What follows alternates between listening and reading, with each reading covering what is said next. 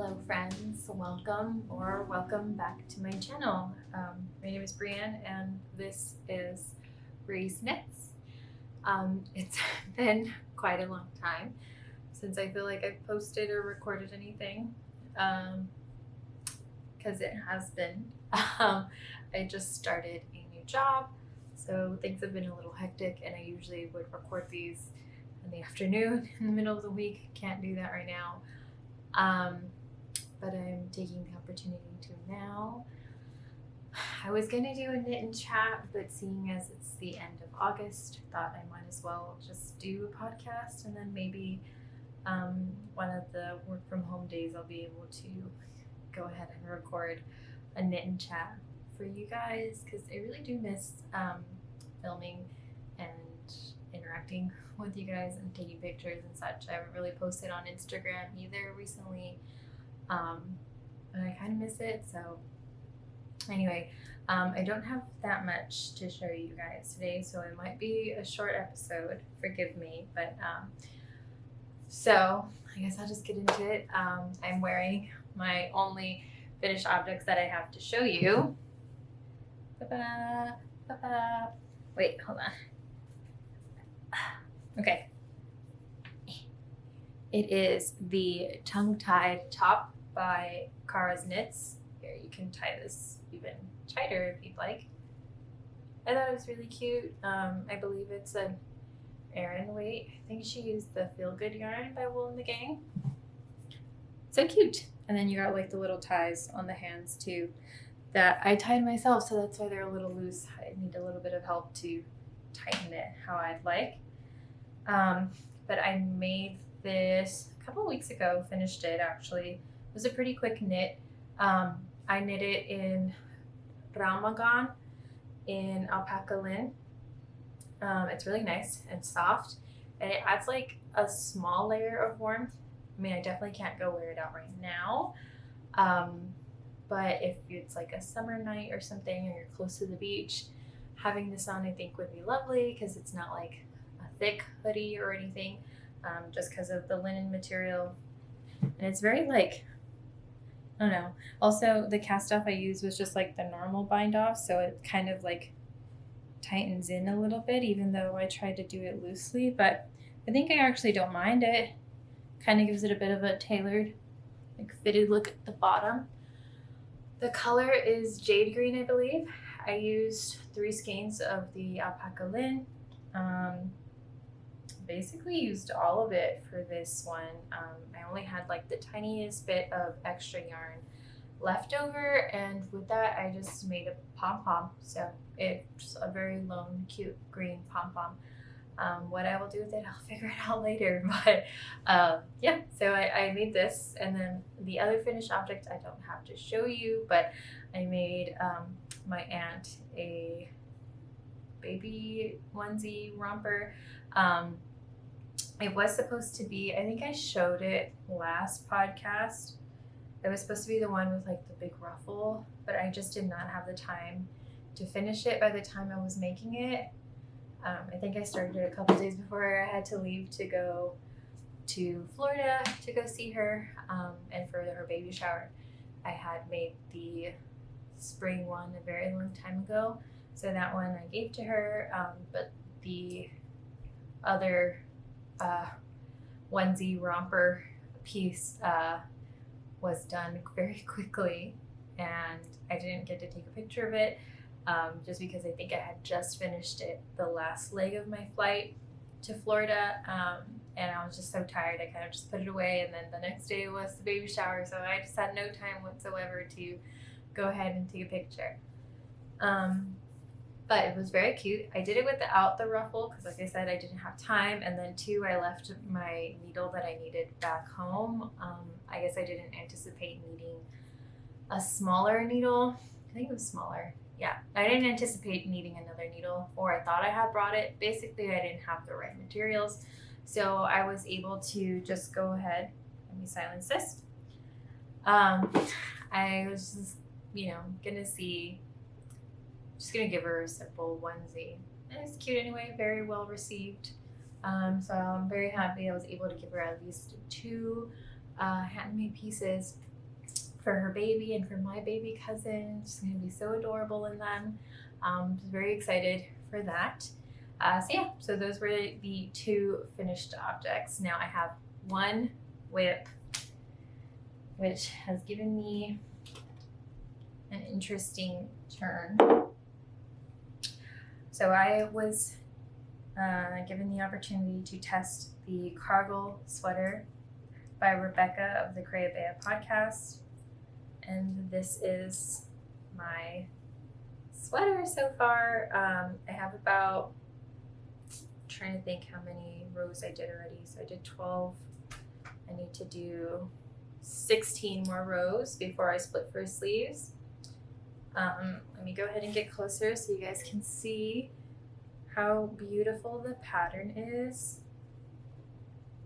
Look at how gorgeous that is. I mean, I haven't seen this type of stitch pattern before until Rebecca, and then recently, I think it was on Pinterest that I saw, because I'll say stuff like knit patterns or stuff like that on Pinterest too, and I had seen, I forgot what they had called it. It was like lamb's ear rib stitch or something like that, or the wheat or lamb, one of those two for this stitch. But we were calling it the dip stitch. I think she said it's also called the heart stitch because it looks like a bit of an upside down heart. So some I don't know how much I can say. I always feel weird about saying too many things about the patterns because it's gonna be paid, but the way that the construction is, honestly, the stitch pattern isn't that hard to get used to. One of the girls in the test group sent a video on how to do the stitch pattern in a way that's a little bit faster than what we all were doing, I suppose, because I took a very long time doing this gauge swatch that I thought this 9-week turnaround for the test was just not going to be enough time for me. But I think by the time I returned from Florida about, let me see. Let me take a look at my calendar before I say something wrong. I returned, so I've been working on this for about, this will be my 2nd week. We have until the end of September, I believe. So I think Rebecca, what she had mentioned was for her, if it was an active whip, maybe 6 weeks to get it done. But of course she was also making the pattern, so I don't know. Some people already have it done. Some people have the yoke and both sleeves done. So I feel pretty confident. I think it's moving by pretty quickly. The hardest part, honestly, I mean, it wasn't like an active, like this is all I'm knitting on 24/7. I had breaks in between. I had times where I had to stop because my wrists were hurting. And I had times where, I was just preoccupied with other things. And like I said, I just started a new job, so I'm not able to pour in as much time as I want into this. I'll do like a few stitches during my breaks, or if I can at lunch. Mostly on the drive to and back from work now is when I'm getting my knitting in, and then maybe in the morning too. Weekends I'm really trying to catch up, but I think it's honestly like the way it's coming together, it's just so beautiful, and I can't wait to be finished with it so I can wear it all the time, or so I can wear it around the office. It's just, honestly, it's such a beautiful pattern. I think what also took me a while is just the bit of the neck shaping in the back. It is a little bit challenging, but I think Rebecca's planning on having a video with the pattern, so that way she can walk people through it, because I think that's the most challenging part. And it took a while for like my head to, I don't know, for something to click in there that like makes sense to me to get through that shaping. So I did the shaping like a few times, and then I finally got it down, and it's been easy sailing since then. So this is what I've got so far. The yarn I'm using is Knitting for Olive Merino and Rose Clay, and then I'm using Drop Kid Silk in powder, I believe it was. So yeah, I think it's coming out very nicely. I love it. Sorry if you can hear my cat eating in the background, but cat's gotta do what a cat's gotta do. Anyway, I'm very excited, and I'm hoping to get 8 more rows down today, so I'll only have like half more stitches for till I split for sleeves, because I really just want to get there already. And most of this top part of the yoke has been one knitting for olive skein, and I'm knitting a size 4. I did have to jump into the second skein of the drops kit silk, but I think that's a pretty good, even because of like the stitch pattern. I think the knitting for olive did make a good like length, I guess. I don't know what I'm really trying to say in reality, but I think it's coming out great, and it's so fun. I have another test knit I'm supposed to be working on, but I think that one, the deadline's in October, so I might cast it on soon. And then maybe that one would be like a meetings kind of thing, because there is mostly stockinette. There is some shaping in it, but this one I think needs to be my top priority. So I'm trying to hurry and finish this right now. So yeah, so that's it for whips, and that's it for finished objects. I do have acquisitions, which I wasn't supposed to have, but I do. Before I went to go see, or before I started work, when I came back home from Florida, I had gone to go have lunch with my husband at his job, which is now my job too. And after I left, I was like curious to see if there were any yarn stores around, and there was. So I decided to take a little visit before they closed. Some of the yarn stores around here, like local yarn stores, sometimes won't open till like 10 or 11 and close at like 3. So I was trying really hard to just go quickly. So I went, I was taking a bit of a perusal. I saw a lot of Blue Sky, the Blue Sky fiber, like Blue Sky wool or something like that. I know I've talked about them before. I've had their cotton, but they had the wool there. And then they had Woolfolk there, which I did end up getting a few skeins. Here it is, in preparation for autumn. I got this beautiful brown color. It just stuck out to me. I got it in Far. I don't know how you would pronounce it. It's got the little, I don't know if you can see it. Hold on. Don't focus on me. There you go. That's how it's spelled. Okay. Okay. So yeah, I got this. I got a few skeins. Unfortunately, though, I got 3 of them with the intention of making I believe it's the Eugene's cardigan by Fabo Knitwear. There's some cable details on the panels on the side. So yeah, I want to make it for fall. So these are like a worsted Aran weight. I think it was considered like a DK weight, but the needle suggestions are 4 to 5 milliliter, which I had thought about just doing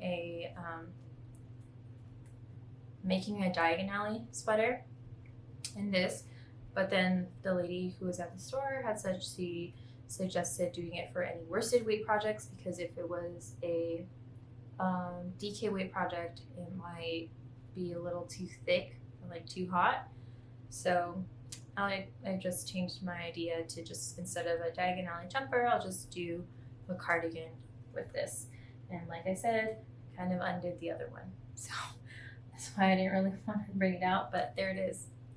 So yeah, so that's about it. Honestly, I don't really have a lot this time around. The new job has definitely knocked me off my feet. I have to figure out a new schedule for myself, or I don't know, I guess take advantage of every and any break that I have.